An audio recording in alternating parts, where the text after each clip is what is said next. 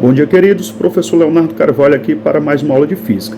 Tema de hoje, movimento vertical livre. O que significa esse movimento vertical livre? Quer dizer que a resultante das forças que atuam no corpo será apenas a força peso, a força gravitacional natural do nosso planeta. Quer dizer que neste momento nós não vamos discutir a resistência do ar e nem as condições de atrito, ok? Então, indo para esse movimento vertical livre, nós vamos começar pelo TI. O que é o TI? É o nosso teorema do impulso. Vamos lembrar que a segunda lei de Sir Isaac Newton, ela tem duas formulações. Uma formulação a partir de impulso e uma formulação a partir de força resultante. A partir de impulso, queridos, nós podemos continuar da seguinte forma. Olha aí, o impulso resultante é a quantidade de movimento final menos a quantidade de movimento inicial. Mas vamos lembrar que o impulso resultante, ele é a força resultante vezes o intervalo de tempo, certo? Seguindo nesse caminho, nós podemos substituir essa expressão, essa equação, chamar aqui de uma equação 2, vamos substituir na equação 1, e aí a gente chega à conclusão que a força resultante vezes o intervalo de tempo, e substituindo a quantidade de movimento, que é o produto massa vezes velocidade, nós vamos ter massa que multiplica a velocidade final menos a velocidade inicial. Se nós isolarmos essa força resultante, nós vamos ter que a força resultante vai ser massa vezes delta V sobre delta T. E essa rapidez com que as velocidades variam, esse delta V sobre delta T, ele vai receber um nomezinho, né? Que nós vimos na segunda formulação de Sir Isaac Newton. Esse ΔV sobre ΔT nós vamos chamar de A, aceleração. Então, o que é aceleração? Rapidez com que as velocidades variam, certo? Qual foi a contribuição de Galileu Galilei quando se fala no movimento vertical? Galileu Galilei observou que, quando os corpos caíam, eles caíam com a velocidade variando. E tinha-se uma falsa impressão criada antes de Cristo, né, principalmente por Aristóteles, que o corpo mais pesado chega primeiro ao chão, né? Pessoal, isso é uma experiência empírica que muitas vezes dá certo. Se eu olhar numa planta, o fruto e uma folha, quem chega primeiro ao chão? O fruto, né? Aí você diz, chegou primeiro ao chão, por quê? Porque é mais pesado. Só que Galileu Galilei, ele observou que os corpos, ao caírem, eles fazem isso se esfregando em um meio, que é o ar. Assim, se não tivesse o ar, o que ia impedir de corpos caírem mais rapidamente ou mais lentamente? Assim, Galileu Galilei fez uma experiência, onde ele pegou duas bolas redondas, uma de madeira e outra feita de chumbo, certo? Ou seja, claramente uma mais pesada do que a outra, mas as duas muito bem polidas com o mesmo formato.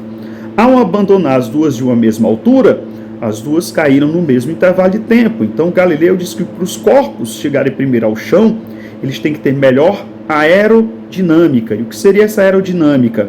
Ar, dinâmica, movimento. Então eles teriam que ter melhor capacidade de romper o ar. Então quem tiver melhor capacidade de romper o ar, chega primeiro. E se não tiver o ar, aí todos têm que cair com a mesma variação de velocidade. E esse termo variação de velocidade com o tempo é que é chamado agora de aceleração. Então a gente define a aceleração como sendo delta V sobre delta T. E o que Galileu observou é que aqui do lado, o objeto ao ser abandonado, essa aceleração de queda, ela é uma constante. Quer dizer, essa aceleração de queda, ela é sempre a mesma, né? Então, essa aceleração de queda, ela recebe um novo nomezinho. A gente diz que a aceleração que um corpo cai, a gente chama de gravidade. Coincidentemente, aqui isso é uma coincidência, certo? Não haveria razão para que isso acontecesse, certo? A gravidade, quando você calcula a gravidade, eu pego a variação de queda, né? Variação de velocidade de queda, divido pelo tempo. Se eu fizer isso no nível do mar, na linha do Equador, vocês vão ver que esse valor vai dar aproximadamente 9,8 metros por segundo ao quadrado. Ah, professor, esse 9,8 nós já vimos ele.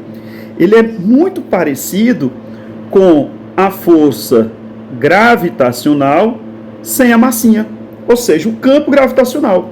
Por isso que recebe esse nome de gravidade, porque tem o mesmo valor numérico do campo gravitacional. Realmente, se eu pegar a força-peso no objeto e dividir pela massa do próprio objeto, dá o mesmo valor, 9,8, só que as unidades aqui é Newton por quilograma. Então, por coincidência numérica, o valor do campo gravitacional é o mesmo da aceleração da gravidade. Isso não haveria razão para ser igual, mas que bom que é igual. Por exemplo, para facilitar nossas contas, esse 9,8 vamos aproximar para 10. Então, quando um corpo sobe e desce, ele faz isso sobre uma aceleração de aproximadamente 10 metros por segundo ao quadrado. Essa aceleração ela varia com a distância ao centro da Terra, certo? Nós já vimos isso. Então, quanto mais longe do centro da Terra, menor essa aceleração. Quanto mais próximo do centro da Terra, maior essa aceleração. Queridos, nós vamos fazer uso para ver na prática sobre esse experimento, certo? O que acontece no nosso FET aí, ó. Imagine que eu tenho um canhão e esse canhão vai disparar objetos com uma rapidez inicial de 15 metros por segundo. Então, se nós anotarmos aqui esses acontecimentos, olha o que é que nós vamos ter aqui, ó. Vou pegar uma telinha aqui para vocês, para a gente ver o que está acontecendo, certo? Nós vamos fazer esse canhão disparar um objeto com a velocidade inicial de 15 metros por segundo.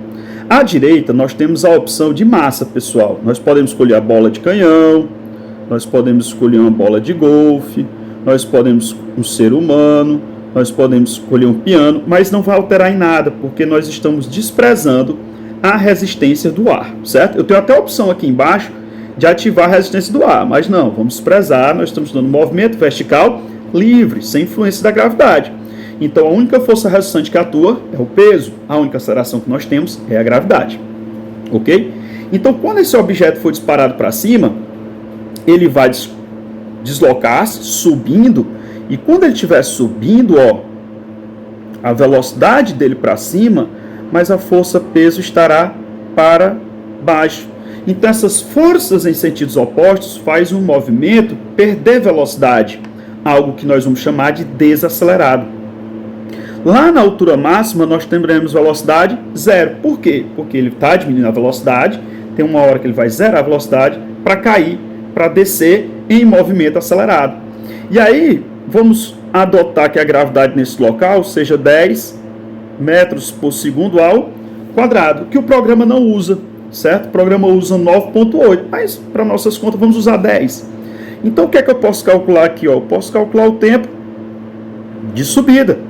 Quanto tempo ele leva para chegar nesta altura máxima? Como é que eu poderia calcular isso? Olha, pela expressão que nós montamos de aceleração. A aceleração, ΔV sobre ΔT. Com a aceleração que ele vai cair? Ele vai cair com 10 metros por segundo ao quadrado. A velocidade inicial era 15, lembram? Afinal, vai ser 0. 0 menos 15, então ele vai ter um ΔV de menos 15 sobre o tempo. Assim, esse corpo vai chegar ao chão em 1,5 segundos. Chegar ao chão não, desculpa. Atingir a altura máxima em 1,5 segundos. Professor, esse tempo não era negativo? Não, pessoal, porque como ele está subindo, velocidade e aceleração em sentidos opostos, é necessário que essa aceleração também seja negativa, o que faz com que o tempo seja positivo. Vamos ver se isso dá certo? Vamos pegar aqui o reloginho, ó. Vamos pegar o reloginho. Vamos disparar nosso objeto para cima. Disparei o objeto, ó. Piano atingiu uma altura máxima e loft, voltou ao chão. Vamos pegar esse nosso reloginho e vamos colocar aqui na altura máxima, ó. E notem que o tempo que ele deu 1,53 segundos. Por quê, pessoal? Esse 1,53 segundos, porque ele não usa a gravidade 10, ele usa aproximadamente 9,8 metros por segundo ao quadrado, certo? Mas usando aproximadamente 10, vai dar esse 1,2, 1,5 segundos para subir. Para subir para descer, 3 segundos. Quer dizer que o tempo que ele leva para subir, ele leva para descer, considerando que ele sai de uma mesma altura e retorna à mesma altura. Queridos, Aí foi um resumozinho sobre o movimento vertical, onde no movimento vertical, o que é que ficou para nós? A aceleração é o campo gravitacional, aproximadamente 10 metros por segundo ao quadrado, e vamos lembrar desse novo termo. Esse termo aqui é aceleração, muito importante, e vai ser o nosso ΔV sobre ΔT. Ok, queridos? Ou seja, a aceleração indica rapidez com que as velocidades variam.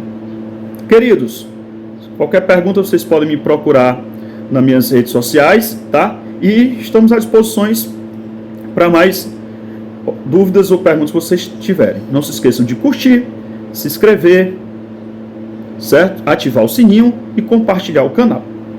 Tchau, queridos. Paz e muita saúde em vossos coraçõezinhos.